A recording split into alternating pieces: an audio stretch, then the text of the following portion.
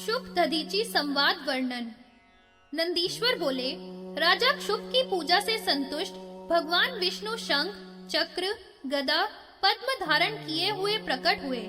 पीतांबरधारी भगवान का दर्शन करके स्तुति करने लगे। तुम आदि देव हो, अनादि हो, प्रकृति भी तुम हो। तुम्हारे द्वारा ही ब्रह्मा और रुद्र प्रकट होते हैं। तुम ही साक्षात विष्णु हो। सतत तत्व तन मात्रा आदि आप में ही स्थित है। हे विष्णु जी, आपको नमस्कार है। 7 पाताल आपके पैर हैं, धरा जांघ है, 7 सागर वस्त्र है, दिशाएं भुजाएं हैं, नाभि आकाश है, वायु नाक है, सूर्य चंद्र नेत्र है, नक्षत्र आदि आपके गले के आभूषण हैं। हे पुरुषोत्तम, मैं कैसे आपकी स्तुति करूं? शैल आदि बोले, इस प्रकार सब पापों के नाश करने वाले विष्णु के इस स्तोत्र को जो श्रद्धा भक्ति से सुनता है वह विष्णु लोक को जाता है।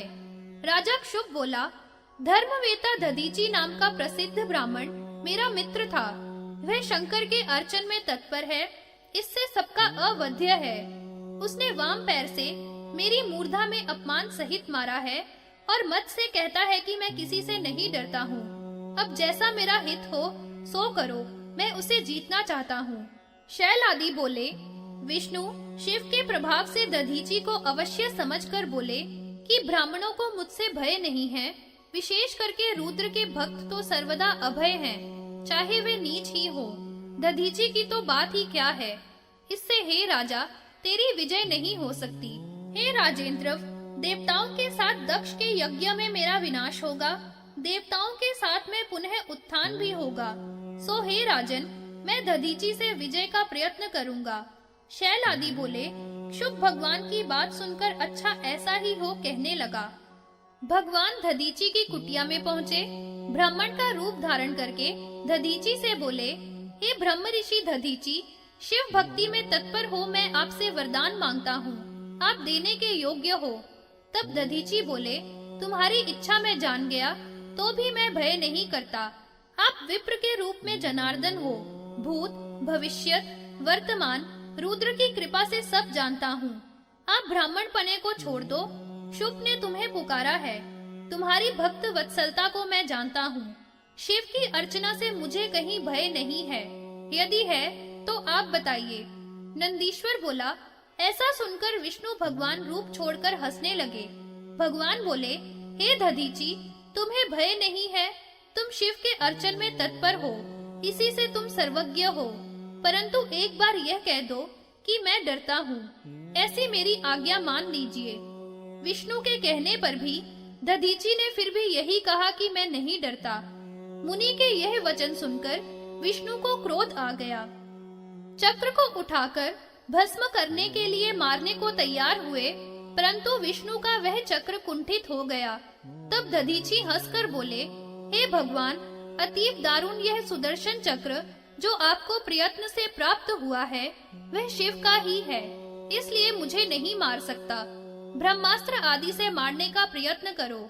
शैल आदि बोले, उसकी बातों को सुनकर विष्णु ने सब प्रकार के अस्त्र उस पर चलाए तथा सभी देवता विष्णु की सहायता करते रहे। दधीची कुशाओं की मुट्ठी लेकर शंकर जी का स्मरण कर सब देवों पर कुशा फेंकने लगे।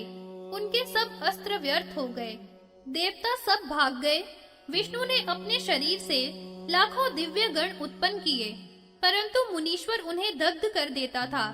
तब विष्णु भगवान में करोड़ों देवता, करोड़ों रुद्र, करोड़ों ब्राह्मण आदि मुनीश्वर ने देखे। उन्हें देखकर दधीची बड़े विस्मय को प्राप्त हुआ और तब दधीची उनको इस प्रकार देखकर बोले कि हे प्रभो, इस माया को छोड़ दो। आप मेरे शरीर में भी अपने सहित समस्त ब्रह्मांड को देखो। मैं तुम्हें दिव्य चक्षु देता हूँ, परंतु इस माया से क्या, इसको छोड़ो, प्रयत्न पूर्वक मुझसे युद्ध करो। उसके ऐसे वचन सुनकर और अद्भुत महात्म्य को देखकर देवता सब भाग गए। नारायण को इस प्रकार निश्चेष्ट देखकर पद्म योनि ब्रह्मा निराकरण करने लगे। तब विष्णु मुनीश्वर को प्रणाम करके वहां से चले गए। शुभ दुखातुर होकर दधीची की पूजा करने लगा।